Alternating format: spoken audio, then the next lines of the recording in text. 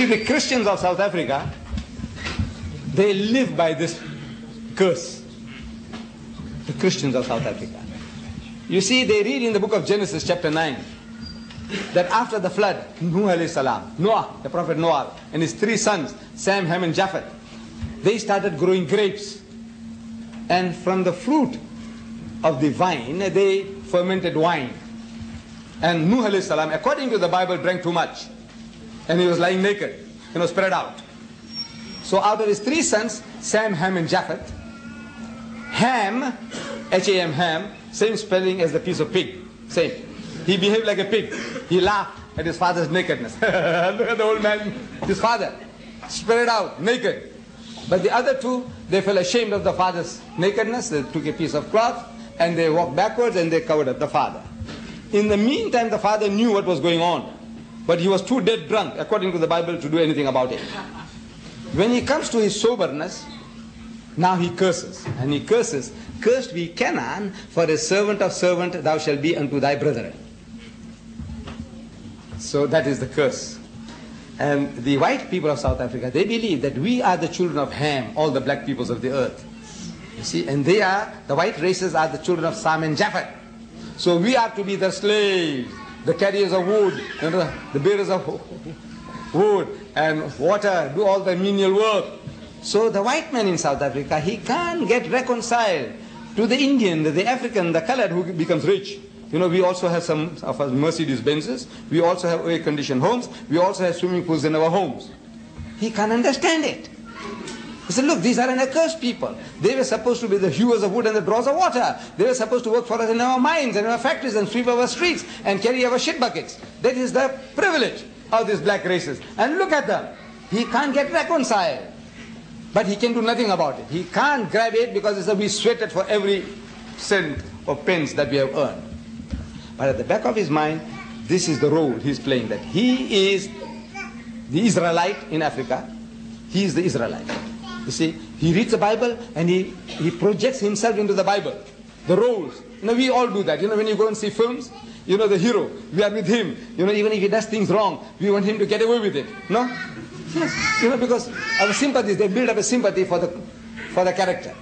Similarly now, while they're reading this, the sympathy is for the Jews. And they put themselves in the position of the Jews, that we are the Bani Israel in Africa.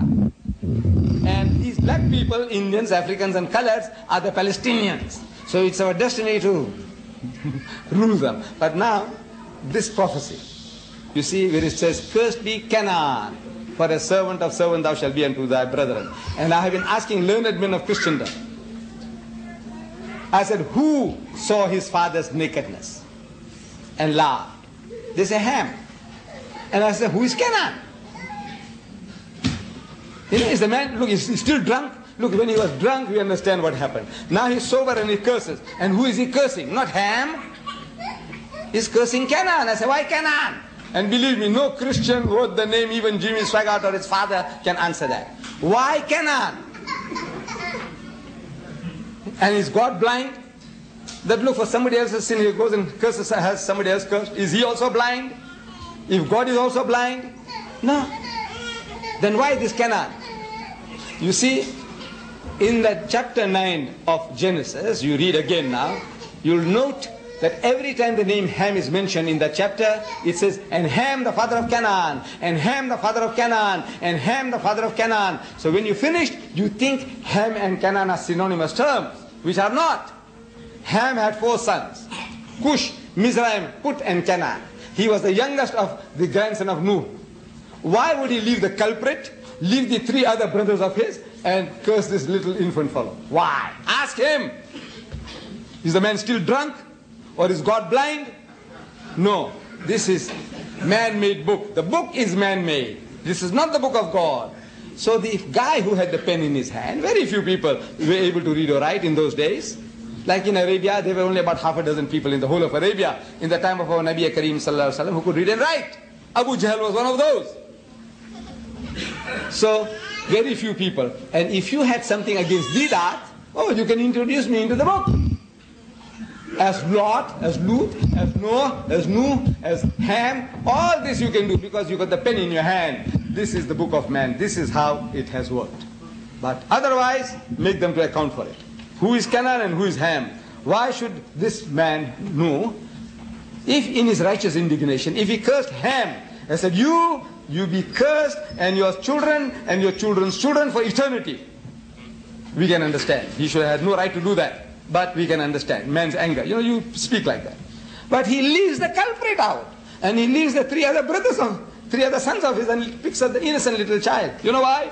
Because Canaan became famous in history. So this, whatever family this guy belonged, he had something against the Canaanites. So this is the concoction, the word of man. So Allah says, فَوَيْلٌ لِلَّذِينَ يَكْتُبُونَ الْكِتَابَ بِأَيْدِهِمْ. So woe to them who write the book with their own hands. ثُمَّ يَقُولُونَ هَذَا مِنْ عِنْدِ اللَّهِ. Then they say, this is from Allah. لِيَشْتَرُوا بِهِ ثَمَنًا قَلِيلًا. That they may reap some little reward. وَوَيْلٌ لَهُم مِّمَّا كَتَبَتْ أَيْدِيهِمْ. So woe to them for what they write. And وَوَيْلٌ لَهُم مِّمَّا يَكْسِبُونَ. And woe to them for what they earn. Mr. Chairman, this is the last. وَآخِرُ الدَّعْوَانَ أَنِ الْحَمْدُ لِلَّهِ رَبِّ الْعَالَمِينَ.